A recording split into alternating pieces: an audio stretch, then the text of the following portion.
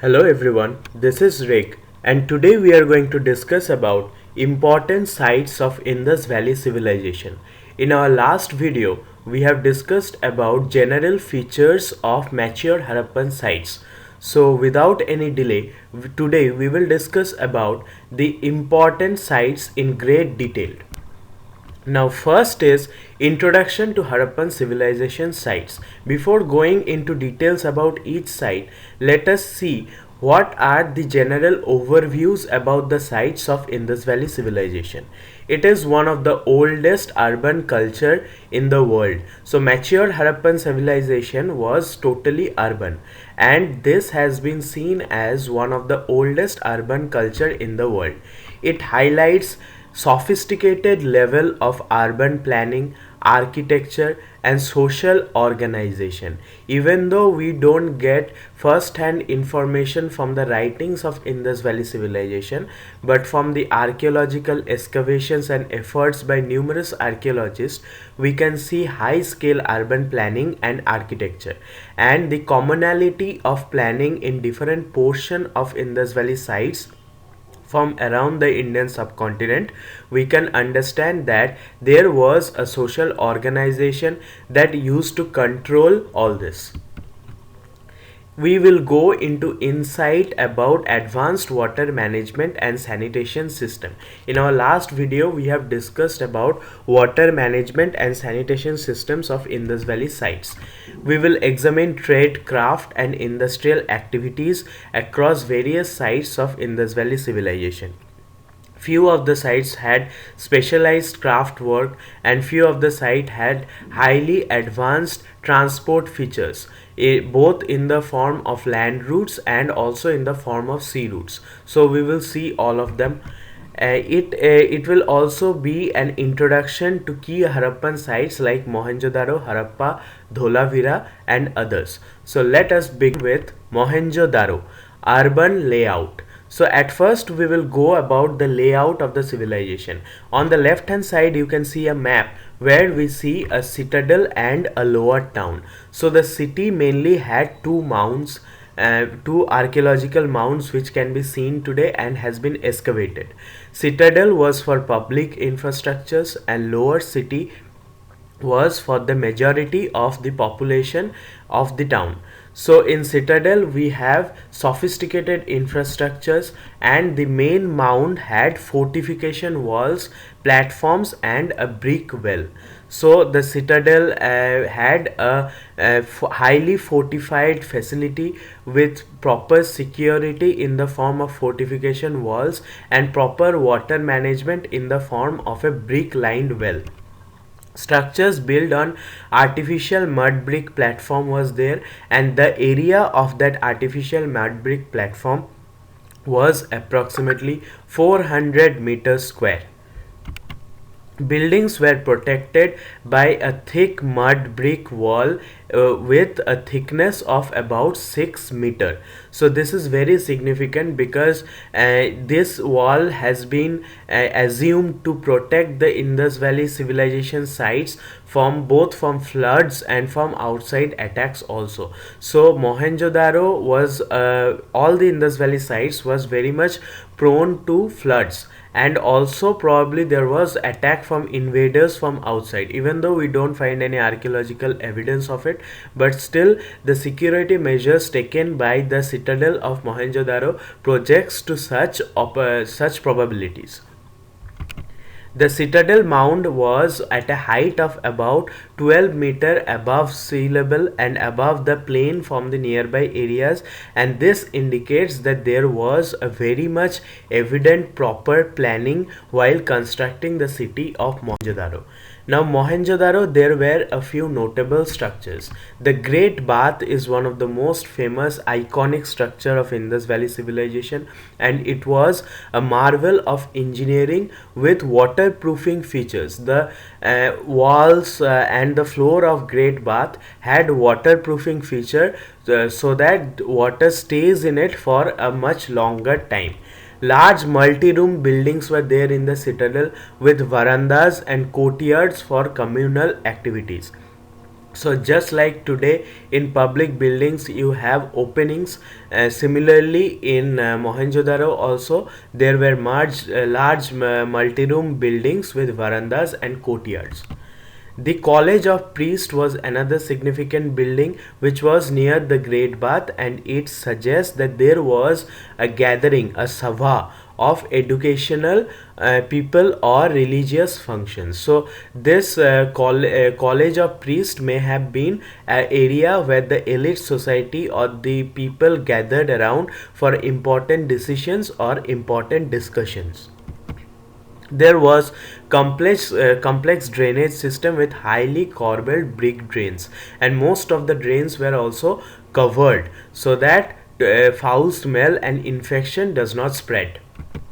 The granary area has been identified. Even though we call it a granary, the early archaeologists who excavated the Indus Valley sites call it as a granary, but nowadays several other archaeological research has proved to be of something else. So there is a debate regarding its actual function. It may not have been a granary. So Mohenjo-daro residential and commercial areas. We will go into details about how the residential and commercial areas looked like, and that focuses on the lower town, which is on the eastern side of the citadel. A lower town with numerous streets, houses and public wells has been found just on the right hand side of the citadel. There was evidence of craft activities in this area along with workshops within the residential sectors. So among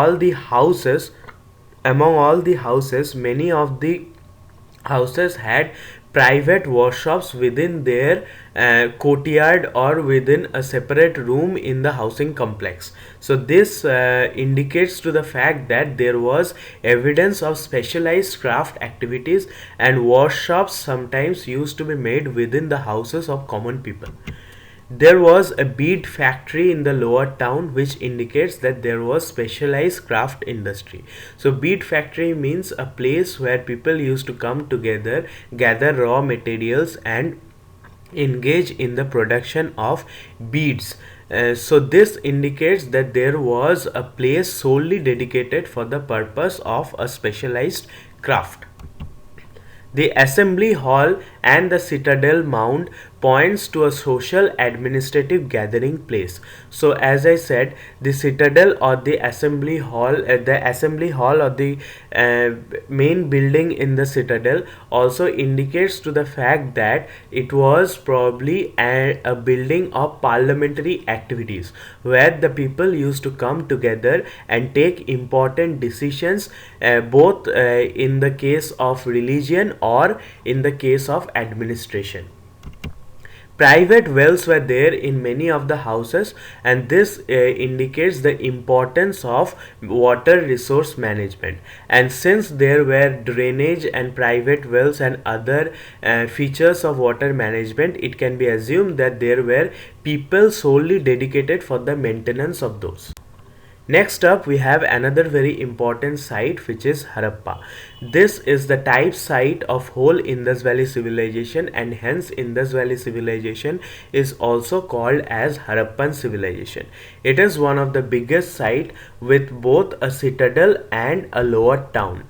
The city was divided into major blocks by main streets with a width of approximately 9 meter. So the city was divided into separate blocks, and the main streets had a width of 9 meter, which is very much wide considering the main streets today. It is wider than the main streets which we see even today. The houses had various sizes, and it depends on and the sizes depended on socio-economic diversity. So there were many kinds of houses in the city. That proves to the fact that there were wealthy people and poor people, hence there was economic diversity among the people. A fortification wall may have surrounded the city, implying a need for defense. Even though any proper evidence of fortification wall has not been found, but considering the ruins, we can assume that there was a fortification wall all around the city, and this implies a need for proper defense. There was evidence of craft activities, and the specialized craft activities were bangle making and bead making. So people used to gather together in a place and used to engage in specialized crafts. The granary at Harappa is very similar to Mohenjo-daro, and it is a subject of interpretation. Now this is the granary of Harappa, and we don't know whether it was really used for storage facility or it had some other kind of use. The civic amenities of Harappa was it was a very well planned streets were found in Harappa, ensuring that there was efficient movement and transport among the people. So the communication facility within the city was very much sophisticated. A central mound with a fortified acropolis signifies that there was an administrative building for a religious or administrative purpose. So there was an acropolis which was fortified. Fortification means it was a very important building, and the acropolis, presence of acropolis, suggests that it was probably a administrative or religious building where administrative or religious decisions used to be taken place by elite people. The workmen quarters were there within the city, and this indicates that there was a section of people who were engaged for the purpose of laborers or artisans. So they used to live together in a quarter type of structure, which has been popularly termed as workmen's quarter. The presence of a bead factory, just like in Mohenjo-daro, there is a presence of a bead factory in Harappa also, and this suggests that there was a thriving craft sector within the city.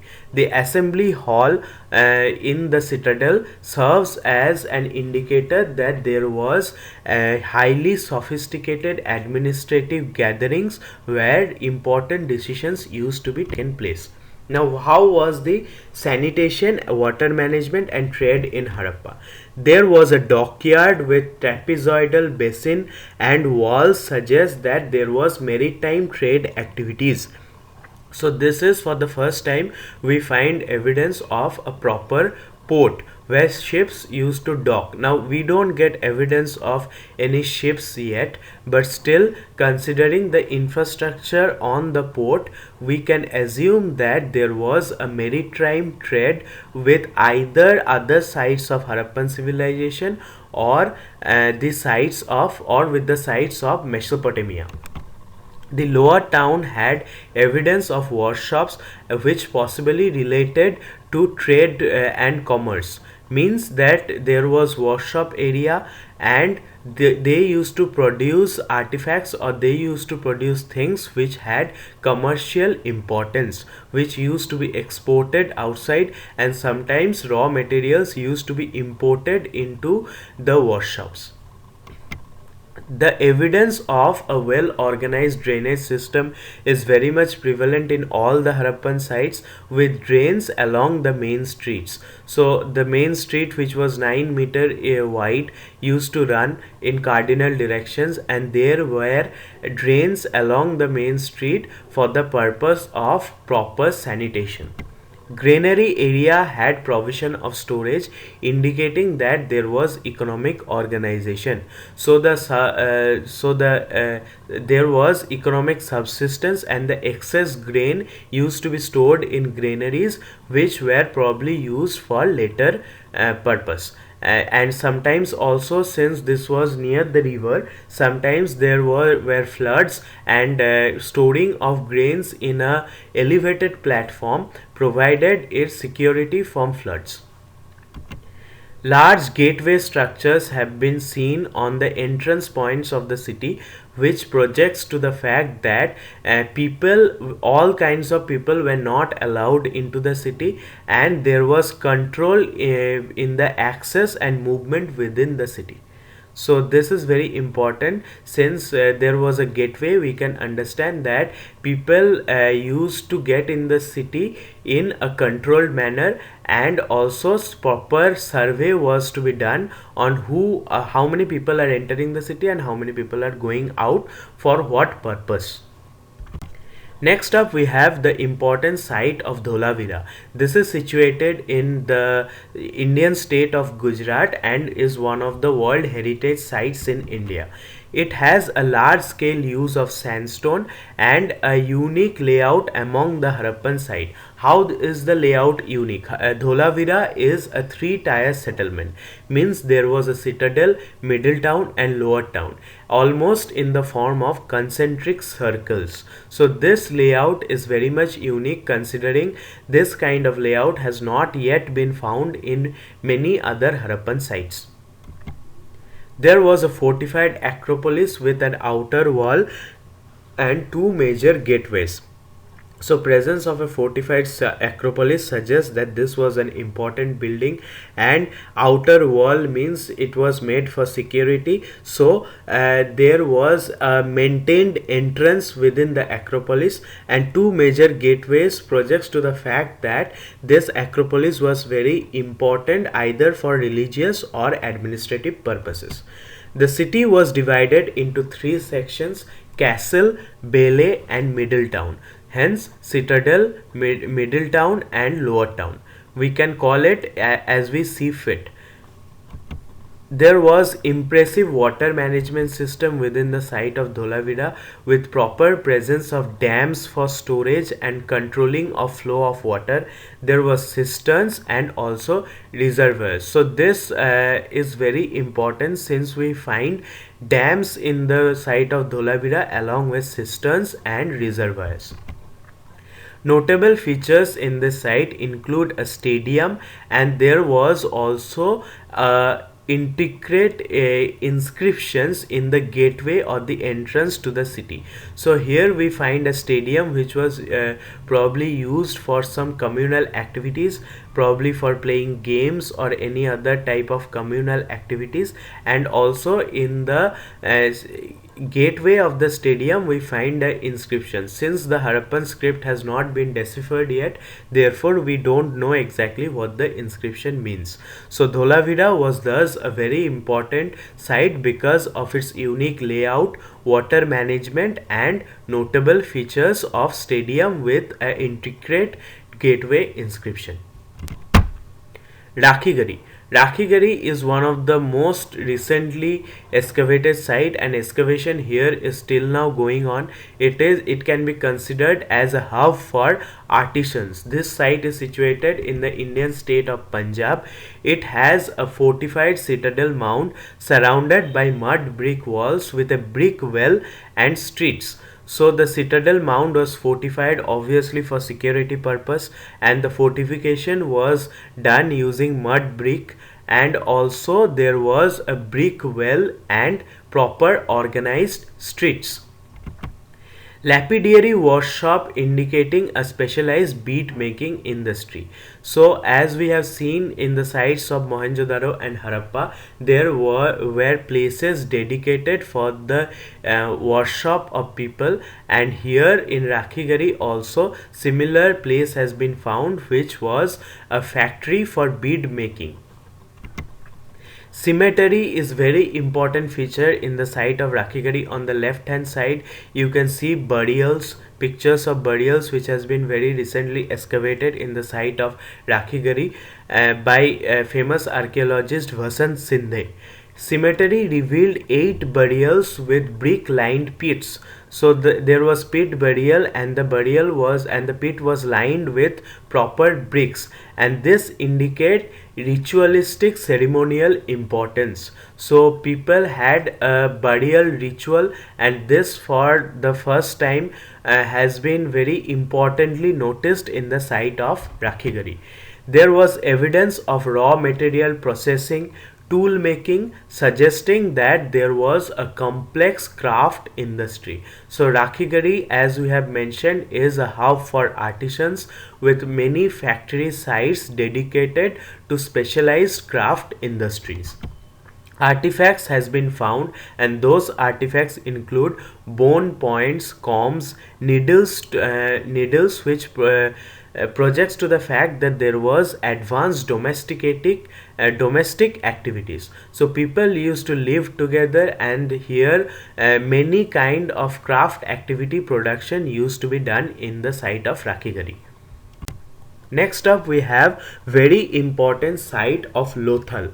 Lothal is very important for the feature of dockyard, and this site is situated very strategically in between two rivers, and that makes it a maritime trading center.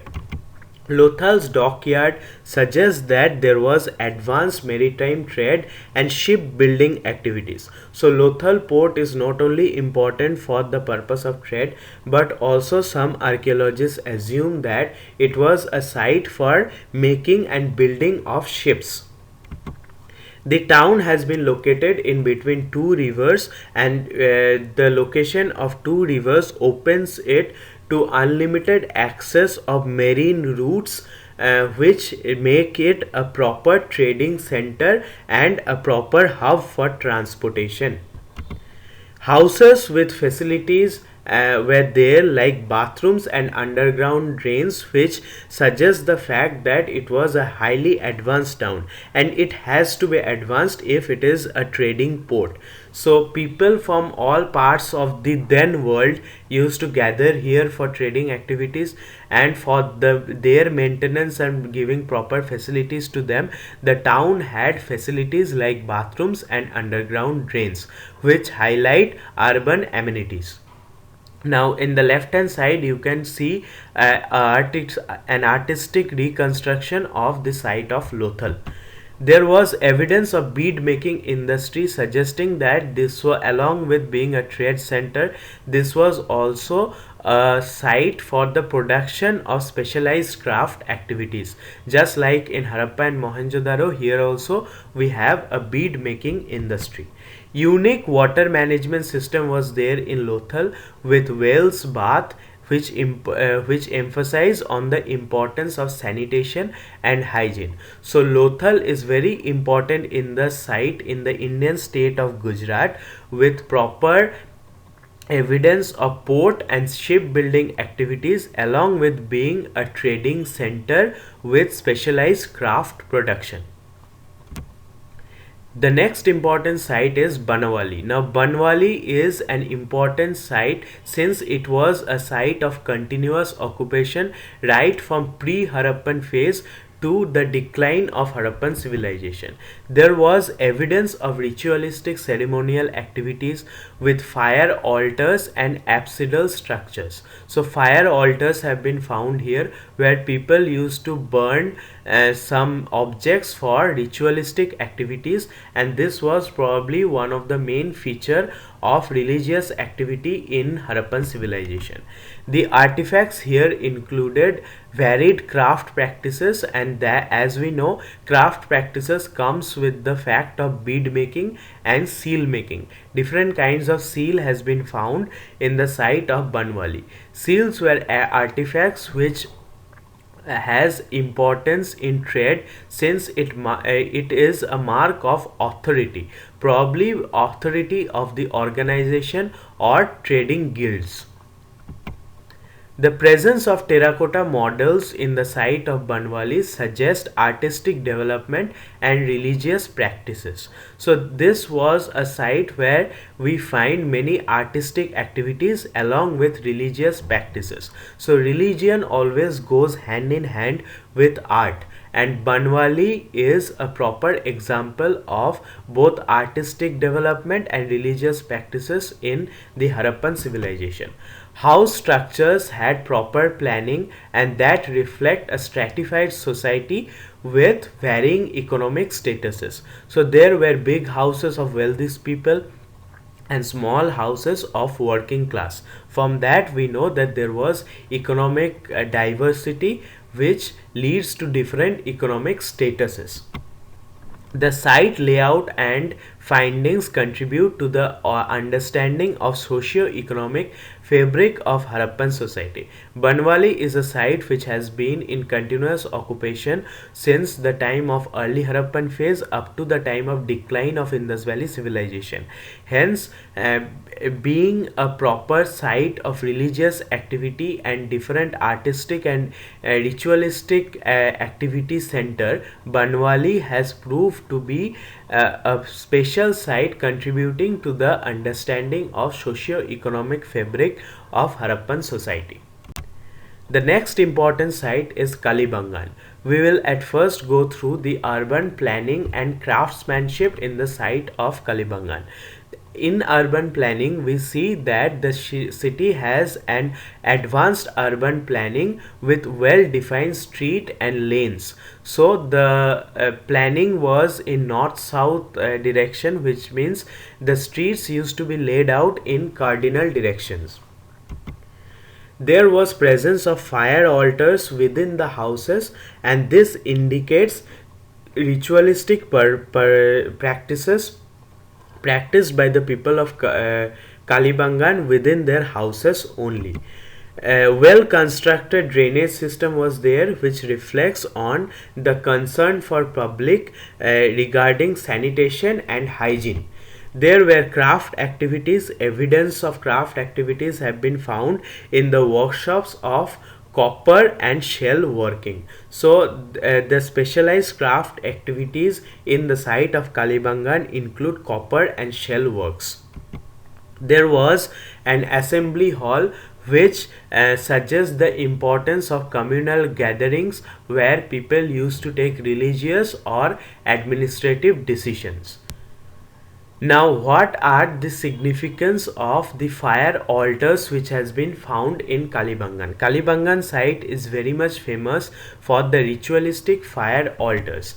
Kalibangan is distinguished by its unique feature of fire altars which suggest many ritualistic practices. Now this is highly controversial or debate. It is a matter of debate regarding what those fire altars were actually used for, but we can understand that altars are indicative of a structured religion or community ceremonies. Even though we don't understand the religious practices of Harappa or the religion of the people living in Harappan civilization in detail, but we can assume from the fire altars that there was a religious or community ceremonies performed regularly.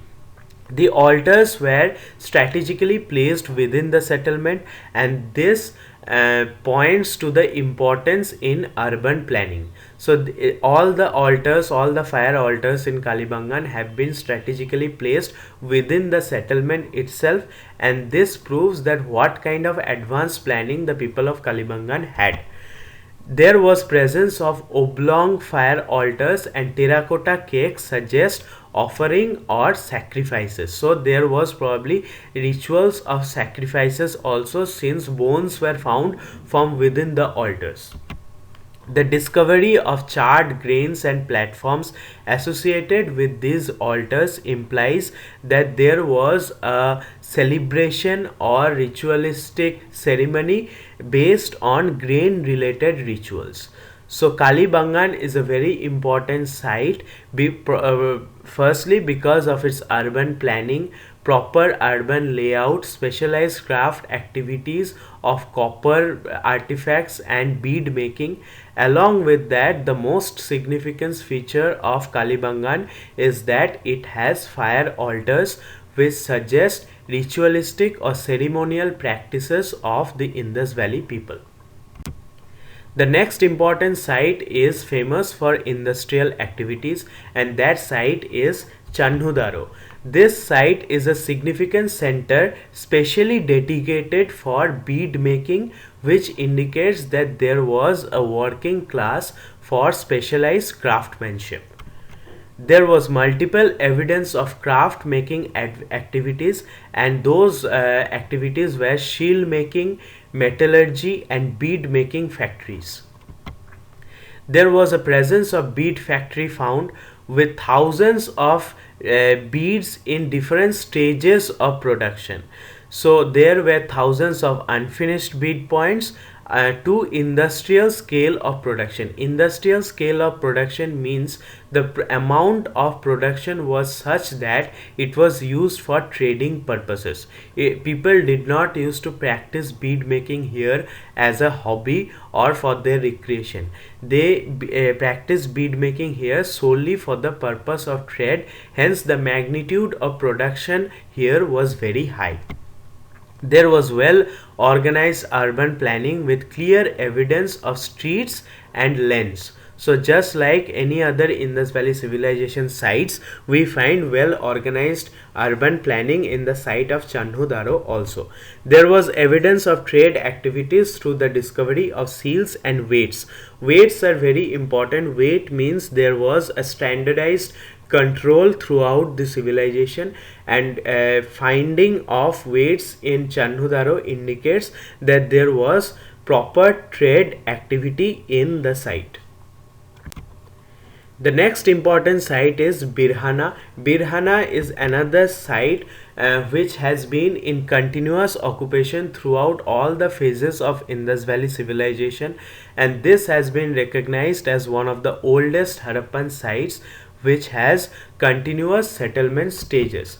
The site has been excavated and it has been seen that there is multi-layered occupational phases right from pre-Harappan to mature Harappan periods. So this is a very important site for the study of cultural layers in the Indus Valley civilization, and since Bhirrana had a continuous occupation, we can understand the different phases of Indus Valley civilization from this site. The findings from the mature phase include a variety of pottery. Different types of sophisticated pottery has been found in the site, animal bones, and there was also evidence of agriculture and animal domestication. So there was subsistence of economic activities and along with domestication of animals and proper agriculture. There was a discovery of bead factory. Also, there were terracotta toys and several other artifacts suggesting the fact that people here practiced variety of economic activities concerning with production of artifacts related to terracotta toys and beads. There was a presence of cemetery in Bhirrana where we find burial goods, and that points to the belief of people in afterlife with proper burials in a ceremonial manner. So that was the site of Bhirrana, which is recognized as one of the oldest site in Harappan civilization with multi-layered occupational phases, evidence of animal domestication, proper factory, bead making factory, and presence of a cemetery. Alhadino. This is one of the smallest site in Indus Valley civilization, and it is also a coastal village settlement right to the close of located closely approximately 40 km east of Karachi city in Pakistan, and this indicates that there was coastal activity in the site of Alhadino. Artifacts found in this site suggest a mix of urban life and a village life. So this was not a proper urban site because the artifacts found in this site projects to the fact that it was also a village settlement along with urban features, and there was also specialized craft activities in the site of Alhadino. There was a presence of large Mount Bleak platform, and that indicates central communal or economic activities. There was also evidence of trade and craftsmanship through seals, beads, and weights. So just like any other important site of Indus Valley civilization, here also we find evidence of proper trade with standardized weights and seals.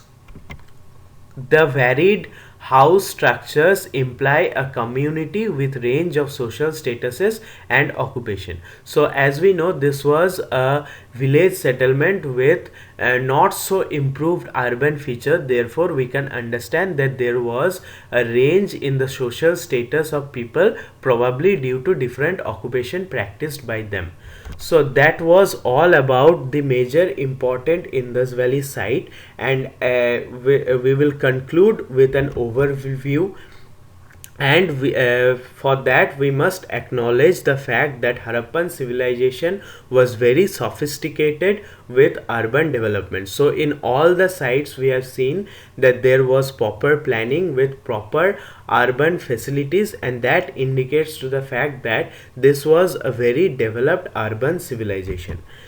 There was a communal living infrastructure, the presence of ceremonial firing altars and assembly halls projects to the fact that there was an advanced approach to communal living. There was a reflection on cultural economic richness and economic prowess through craft and trade. The sites like Lothal, Dholavira had important ports in them, which suggests that there was a proper importance paid through the trading activities either within Indus Valley Civilization or outside Indus Valley Civilization also. We must appreciate the extensive reach of civilization across the Indian subcontinent.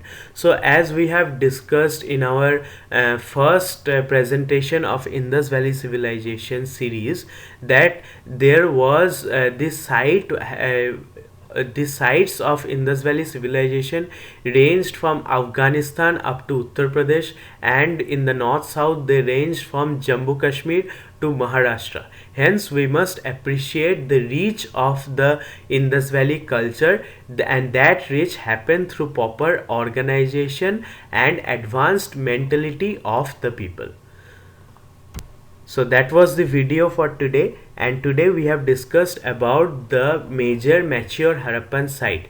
In our next video we intend to project on various other factors of Indus Valley civilization. So stay tuned and wait for the other videos, and as always support me so that I can bring brighter contents in future. Thank you.